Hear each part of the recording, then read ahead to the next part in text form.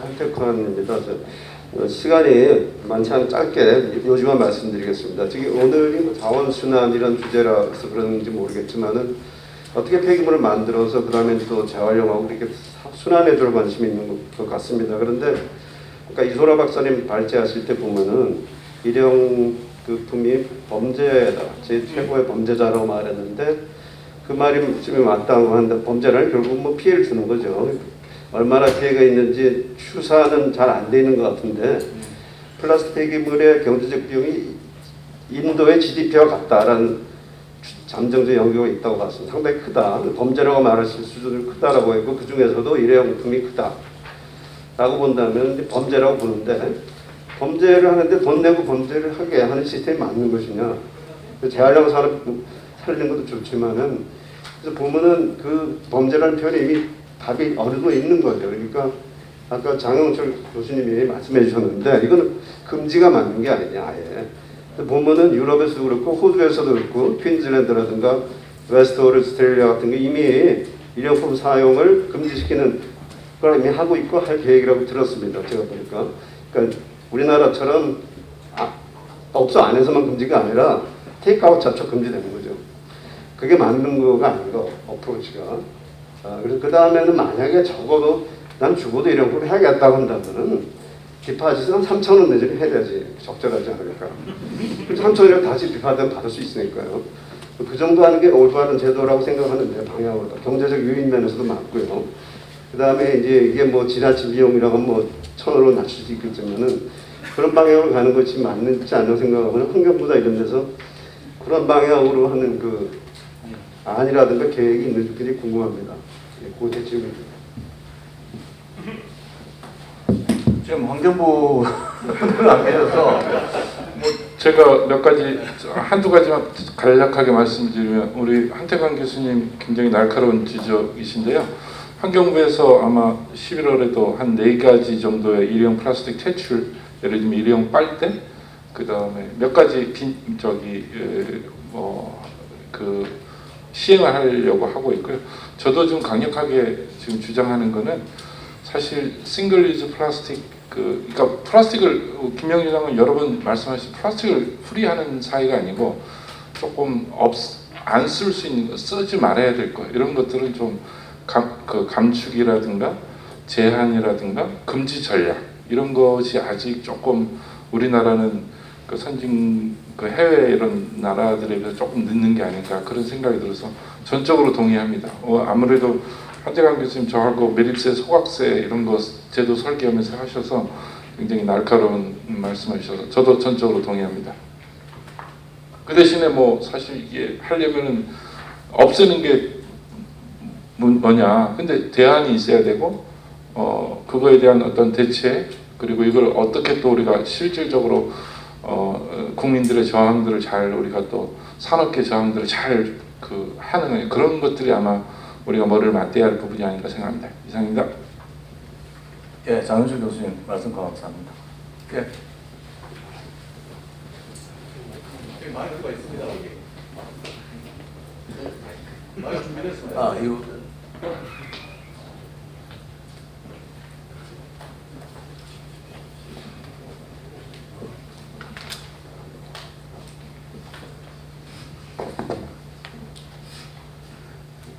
예,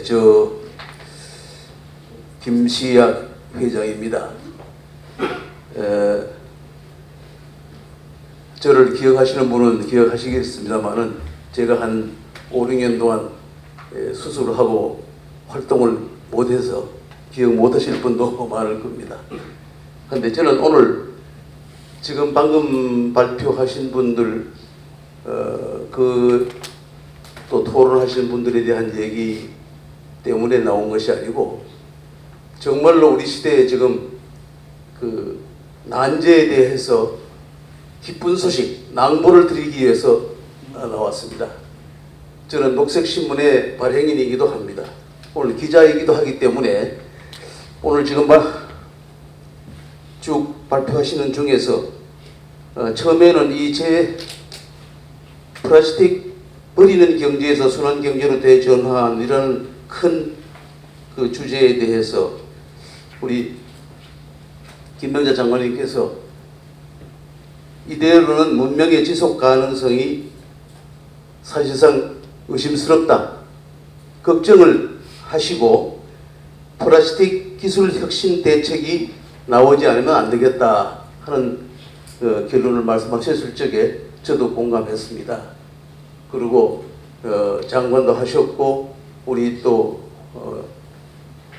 그 이사장으로 계시기 때문에 대단히 중요한 제안을 하셨구나 이렇게 생각을 하는데 그 뒤에 발제 두 분이라든가 그 다음에 토론자분들은 사실상 지금까지 우리가 많이 토론도 하고 발제도 하고 했던 그런 내용을 좀 더 그 섬세한 부분에 걸쳐서 말씀해 주신 것이기 때문에 수고도 많이 하셨습니다. 그런데 이러한 문제에 대해서 제가 낭보를 드린다고 말씀드린 것은 혹시라도 김시학 회장이 이런 중요한 자리에 헛소리를 하고 있지 않나 이렇게 염려하시는 분도 있을 것 같아서 제가 과거에 그 두 가지 아까 발표자하고 이제 그 토론자들이 말씀하신 중에 생산자 책임 재활용 제도라는 말을 많이 썼습니다.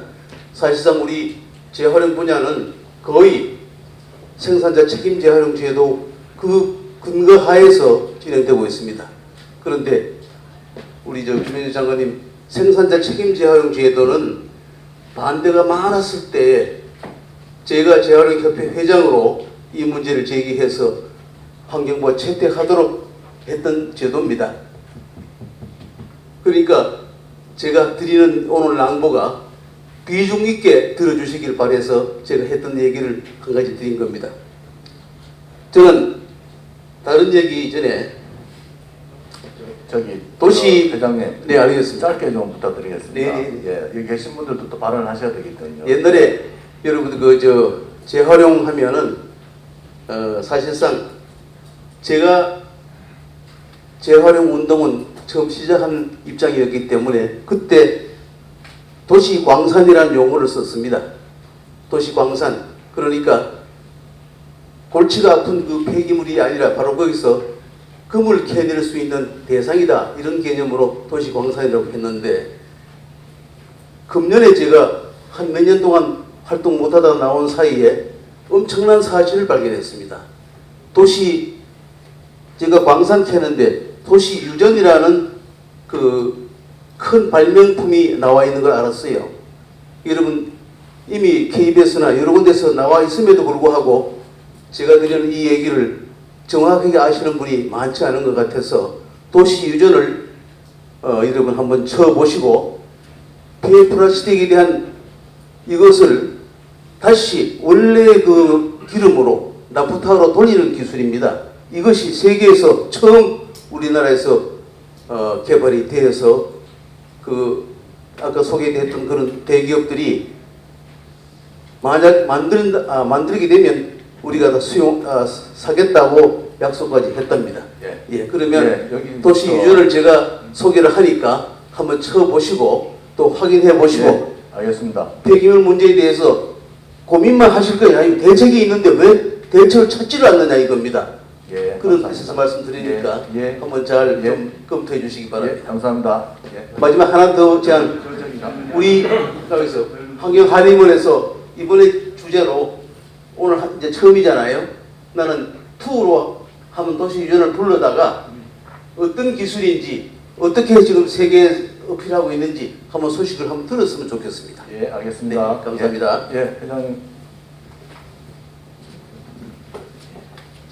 예, 저 이사장님이 토론자석에 계시니 제가 또 질문을 안 드릴 수가 없어서 책임감을 가지고 일어섰습니다만 사실 오늘 주제는 저하고 굉장히 인연이 많은 것 같습니다. 저는 사실 전공을 플라스틱을 전공했습니다. 그러니까 폐플라스틱이 아니라 플라스틱 만드는 걸 화학공학으로 전공을 했고 그 다음에 또 여기 많이 나오는 LC에 대해서 관심을 많이 가지고 있어서 이렇게 하다 보니까 오늘 기조 강연을 해주신 저 이사님께서 플라스틱의 중요성에 대한 그 히스토리라든지 그 캐로더스가 어떻게 만들어냈고 어떻게 자살을 하고 한 과정을 쭉 설명을 해주시다 보니까 너무 아주 그 감회가 새로운 그런 그 발제 시간이었던 것 같습니다.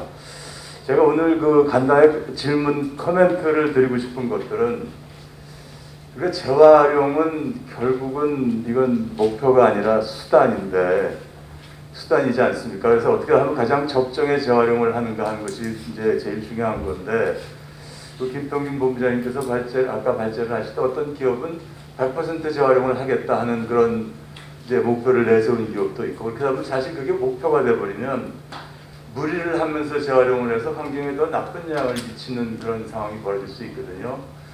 그래서 적정의 재활용률이라는 것이 사실 찾는 게 굉장히 중요하다고 생각합니다. 그런데 우리가 재활용의 제도나 그런 것에 대한 논의는 많이 이루어지는데, 어떻게 화학적, 물리적 또는 뭐 다른 재활용의 각각에 대한 적정의 재활용률을 찾아보느냐 하는 부분에 대한 고민은 없는 것 같아서, 그 부분은 사실 어려운 문제이기 때문에 잠시 후에 김 이사장님께 좀 답을 좀 부탁드리고자 합니다.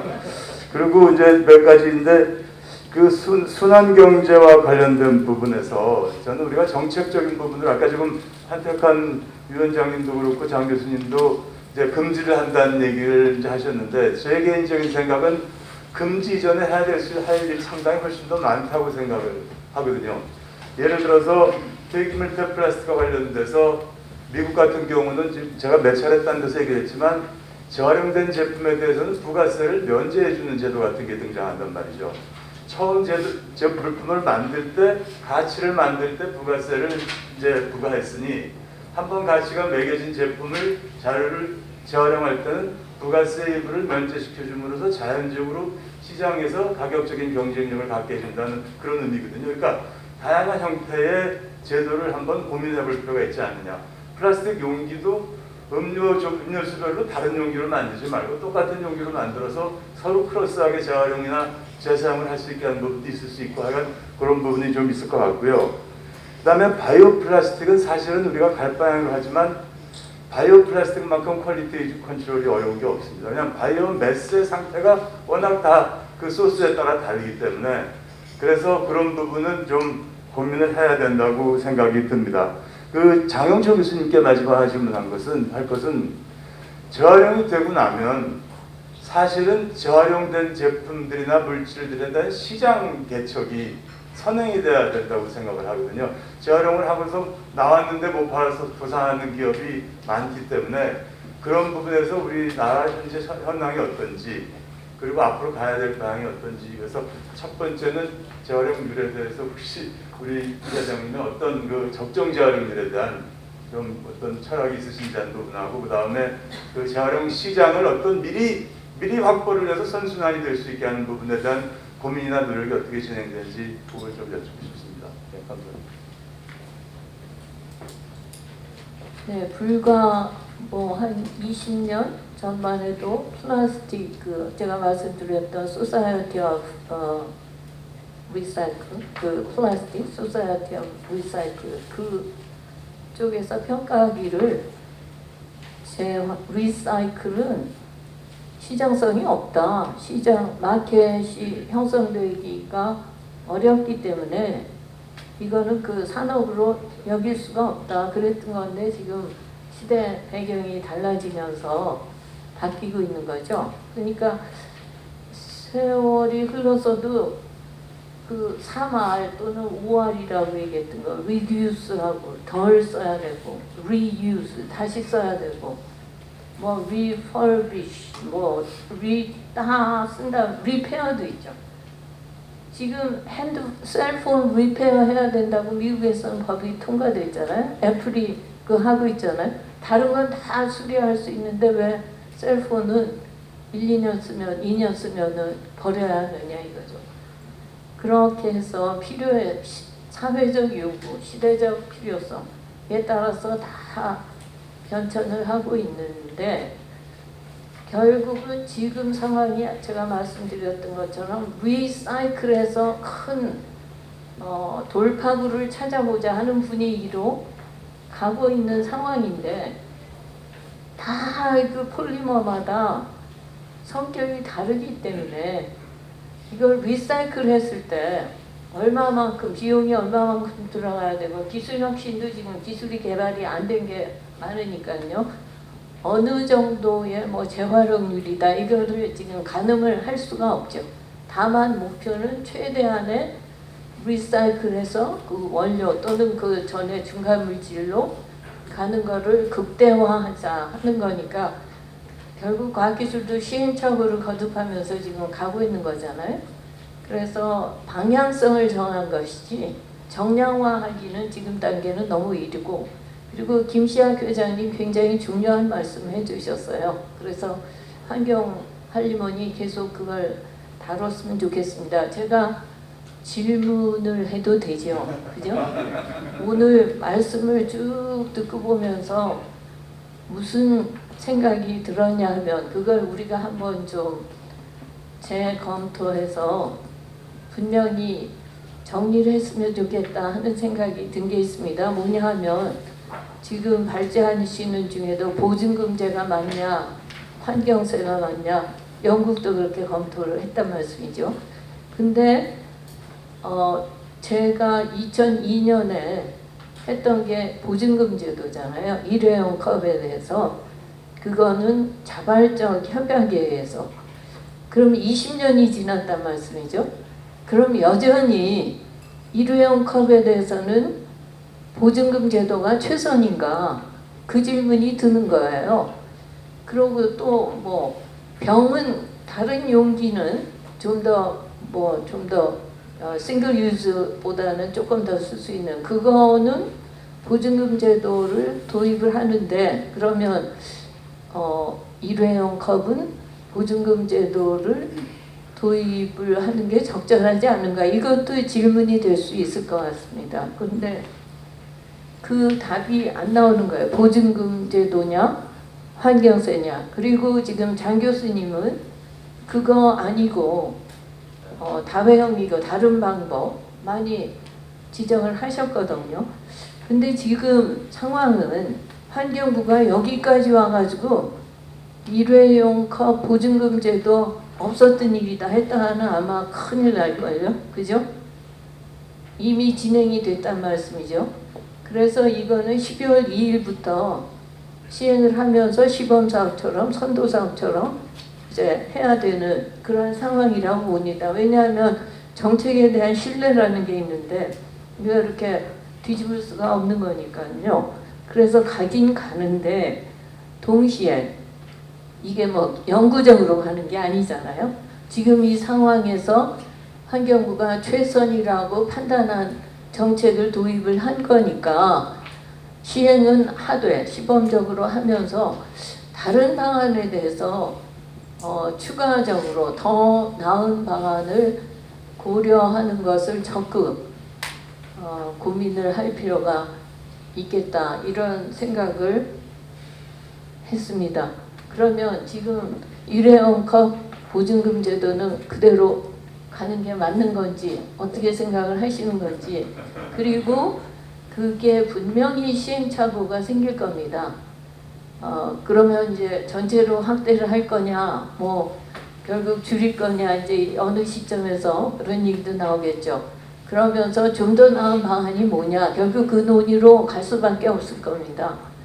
그런 점에 대해서 여기 환경할리몬의 회원님들께서 많이 고민을 해주셔서 어려운 질문에 대한 현명한 답을 찾아주시기를 기대를 하고, 제가 너무 길게 말씀드릴 수 없어서 일단 여기서 적겠습니다. 감사합니다.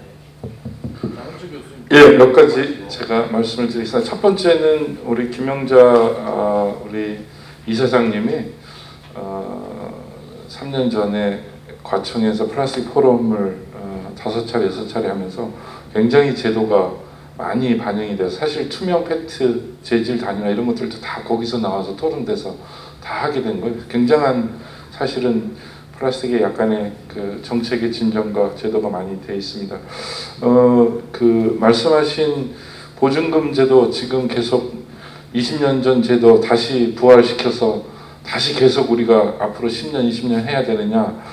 아까 제가 저의 개인적인 생각은 일회용 싱글 유즈 플라스틱은 한 5년 뭐 이렇게 전략을 둬서 금지시켜야 된다. 왜냐하면 다른 나라도 다 그렇게 지금 그런 추세를 갖고 있어서 그렇게 해야 된다. 그런 생각이 들고, 그러니까 국가가 우리나라가 분명한 뭐 앞으로의 5년, 10년의 일회용 플라스틱에 대한 로드맵과 퇴출과 금지와 제한 이런 전략들을 좀 마련해 나가야 된다. 그런 생각이 들고요. 그런 의미에서 저는 오히려 일회용 컵을 감축시키고 재활용을 촉진해서 재활용한다. 일회용 쓰는 건데 또 재활용한다. 이게 실제 그런 좀 저는 반대의 의견을 좀 드리고 싶고요. 그래서 그런 측면에서 저는 보증제도보다는 플라스틱 그 세금 부과를 통해서 억제를 시키고 점점 제한해 나가고 금지시켜 나가야 된다는 게 제 개인적인 생각입니다. 두 번째는 아까 우리 허타우 회장님이 말씀하신 우리나라 플라스틱 재활용 제품의 시장 개척과 이런 것들이 현황과 앞으로의 어떤 뭐 인센티브 이런 것들이 어떻게 되고 있느냐. 우리나라의 전체 플라스틱 그 재활용 제품 그 산업계까지 다 포함시키면 너무 복잡하고요. 현재 그냥 생활에서 나오는 한 300에서 400만 톤 나오는 것 중에 제대로 제품으로 나오는 거는 한 30에서 40만 톤으로 보고 있습니다. 그리고 많은 부분들은 폐비닐을 해서 그 제품으로 해서 하수관이라든가 뭐 정화조라 이런 정도 수준이고요. 그냥 제품으로 다시 올해 아까 우리 국장님도 말씀하셨죠. 환경부 국장님 말씀 알페트 그러니까 페트 아까 김명재 장관님 말씀하신 것처럼 지금 전 세계적으로 그래도 플라스틱 중에 잘 기계적 재활용으로 제품으로 되는 거는 페트하고 HDP 그 두 가지 정도가 됩니다. 그래서 우리나라는 지금 알페트가 아마 조금 더 이제 고품질로 재생하는 게 과제이고요. 그 다음에 RPE, PP 이런 식으로 조금 시장에서 지금 노력은 하고 있습니다. 근데 아직 이런 거에 대한 인증이라든가 이런 것들이 제대로 체계가 안 돼 있고 함량과 품질의 보증과 이런 것들이 안 돼 있어서 아마 조만간에 한 1, 2년 뒤에 플라스틱에 대한 재생원료 함량 인증 이런 것들이 될 것 같고 지금은 현행은 우수 재활용 제품으로 해서 GR 제품이라고 하는 국가 기술 표준에서 하는 이 정도의 수준으로 보시면 한 30에서 40만 톤 정도 보시면 되겠습니다. 그 다음 바이오 플라스틱 말씀하셨는데 좋은 지적입니다. 저는 바이오 플라스틱을 지금 당장 빨리 해서 해 나가자 이런 것보다는 바이오 플라스틱도 여러 가지 종류가 많고 워낙 다양하기 때문에 한 10년, 20년을 해서 그쪽으로 이제 전환도 시켜서 나아가야 된다. 그런 측면에서 허탁 우리 회장님 말씀하신 고민도 필요하고 퀄리티 컨트롤 어느 부분에 바이오 플라스틱을 해 나가야지 이런 부분들을 좀 같이 고민은 해야 될 거라고 저는 또 동의합니다. 예, 이상입니다. 제가 네, 일회용 싱글 유스 제품에 대해서 그 많은 인프라를 깔아야 되고요. 그 많은 수고를 해서 그걸 리사이클을 해서 한다는 게 참 맞지가 않아요. 그죠?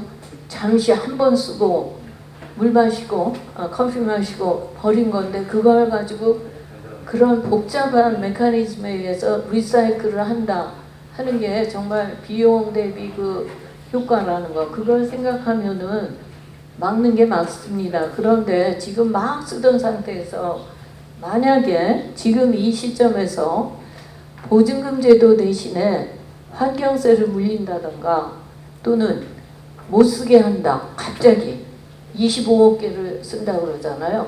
그걸 못 쓰게 한다 했을 때 그 사회적 수용성, 사회적 충격 이걸 또 고려하지 않을 수가 없거든요. 그러니까 어떤 과도기적인 단계를 밟아가면서 적응을 하고 인식 변화도 따라야 되고 실천이 옮겨져야 되고 이제 이런 과정을 밟을 수밖에 없는 게 아닌가 그래서 참 딜레마입니다.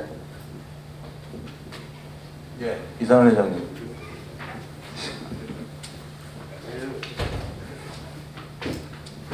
시간이 많이 가서 간단하게 한두 가지 말씀드리고 김미아 회장님 오래간만입니다.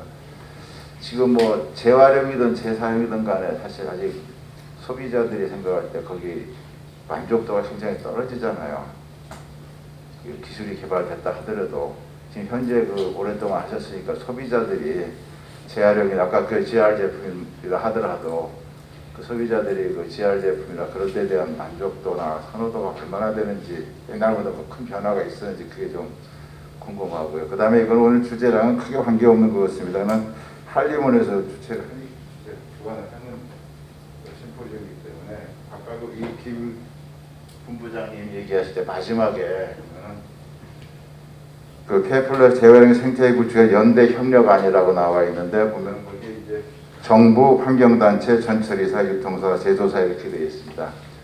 사실 제가 이 환경 한림원을 출범했을 때 그 목적이 이유가 뭐냐면은 정부의 환경 관련 정책 파트너가 환경 단체가 아니고 전문가 그룹이어야 된다 하는 거거든요. 그래서 전문가 그룹이 있어야 된다, 몫을 내야 된다 해서 막 출범한 것이 바로 우리 환경 한림원인데, 물론 환경 단체도 당연히 전문가 그룹이 하나에 들 수가 있지만은 그동안에 우리가 환경 단체를 파트너 생각해 가지고 상당히 많은 정책들이 기한되고 그랬기 때문에 앞으로 이런 표현하실 때는 환경 단체보다는 전문가 그룹이든가 뭐 그런 식으로 좀 표현이 돼가지고 이거 발상이 좀 바뀌었으면 좋겠다 하는 생각이 들어갑니다.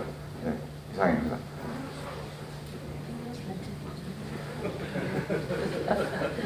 네, 그 김영자 이사장님이 환경단체도 전문가 그룹이라는데 환경단체도 전문가 그룹인데 요즘은 진짜 전문성이 없으면 운동을 할 수가 없거든요. 그 굉장히 좋은 말씀하셨는데 그 소비자들이 실질적으로 재활용 아까 했을 때 페트병도 한 10% 이내라 그러잖아요. 그러니까 10% 이내라는 그 시장성이거든요. 시장성에 그만큼 이렇게 수용이 안 된다라는 부분이 있기 때문에 그 소비자들이 아직도 재활용품을 가지고 만든 제품들 구매하는 이 부분들 좀 낮다라고 보고요. 그래서 요즘 소비자 운동들이 어떻게 만들어지냐면 차라리 사용을 하지 말자. 이걸 써갖고 아까 이제 김영자 이사님께서 이제 그러면 또 수거 인프라를 구축하는데 돈 들여가고 일회용품 가져와봐야 재활용할 그 시장성이 별로 없는데 이런 논리가 똑같은데 그래서 소비자도 마찬가지 그렇다면 우리가 아예 쓰지 말자. 그래서 요즘은 일회용품 안 쓰기 위해서 자기 컵뿐만 아니라 음식점에서도 자기 용기를 들고 가는 이제 패턴이 바뀌어지거든요. 그래서 재활용도 굉장히 중요하지만 우리가 어쩔 수 없을 때 재활용을 하는 이 부분이기 때문에 소비자들은 안 쓰는 게 더 이제 더 높은 인식을 가지고 있다 이렇게 보시면 됩니다. 예, 저희가 아마 시간이 거의 다 된 것 같습니다. 사실 하실 말씀도 많으시고 듣고 싶은 말씀도 말도 많으실 텐데 이렇게 자리를 정리해야 돼서 저도 나 스스로 많이 아쉽습니다. 예, 뭐 한번 정해지면 천년만년 가야 되는 그런 정책이 어디 있겠습니까? 지금 상황에서 가장 적절한 정책을 택하고 또 바꿔 나가고 또 시민이 바뀌고 구성원이 바뀌면은 당연히 경제성보다 또 더불어서 가치까지 판단하는 그런 시대가 오지 않습니까? 그래서 저는 사실 이 시점에서 우리가 가장 중요하게 생각해야 될 게 뭐냐, 예, 뭐 일회용 일단 그 컵이 나왔으니까 드리는 말씀은 그래도 가장 중요한 것 중에 하나가 잊지 말아야 될 것이 예측 가능한 정책 아니겠다는 생각이 듭니다. 국민들한테 예측할 수 없는 그런 혼란을 주는 거를 최소한의 우선 방지를 하고 또 이제 우리 시민들의 가치를 존중하는 생각이 바뀌고 뭐 ESG라든지 탄소 중립이라든지 많이 바뀌고 있지 않습니까? 예, 그러면서 또 다른 정책 전환을 할 수 있는, 저는 뭐 그게 당연히 가능한 일이고 또 그렇게 갈 것으로 기대를 합니다. 예, 오늘 이 자리를 만들어 주신 공항 한림원 준비하신 많은 분들 정말 너무 좋은 발제자, 지정, 토론, 또 우리 장관님 다 준비를 섭외하시느라고 너무 고생이 많으셨습니다. 저는 그냥 왔는데. 예, 그러면 토론은 여기서 마치도록 하겠습니다. 예, 감사합니다. 네, 토론 참여해 주신 토론자 여러분께 감사를 드리고요. 김재용 교수님 좌장해 주신다고 많이 쓰셨습니다. 폐회하기 전에 오늘 환경한림원 행사이기도 하지만 자원순환 보증금관리센터 그 공동 주최한 중요한 기관인데 우리 정복용 이사장님께 한 말씀 좀 부탁드리려고 합니다. 한 말씀도 안 하시고 그냥 끝나기는 너무 아쉬운 것 같습니다. 그래서 한 말씀 좀 해주시죠.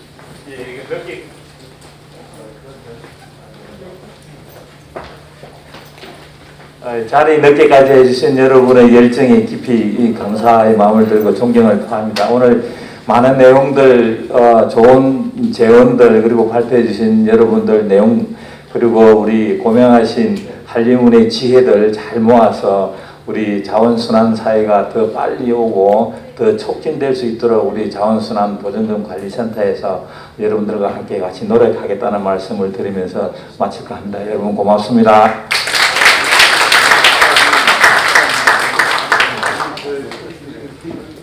예, 오늘 심포지움의 내용은 다 녹화가 돼서 유튜브로 동영상 제공이 될 것입니다. 그리고 또 환경알림원 홈페이지에 오늘 발표 내용, 토론 내용들이 다 파일로 업로드 될 예정이니까 많이 참고하시고 또 홍보도 해주시기 바랍니다. 우리 김명자 이사장님 강연 자료 오늘 책자에 들어가 있지 않지만 홈페이지에 올라가 있을 예정입니다. 장시간 끝까지 자리를 지켜주시고 경청해주신 회원 여러분 감사를 드립니다. 다음 행사는 10월 20일 목요일에 그린 모빌리티를 주제로 해서 환경 리더스 포럼으로 오늘 이 장소인 엘타워 멜론홀에서 개최할 예정입니다. 이상으로 20차 환경정책 심포지움을 모두 마치도록 하겠습니다. 감사합니다.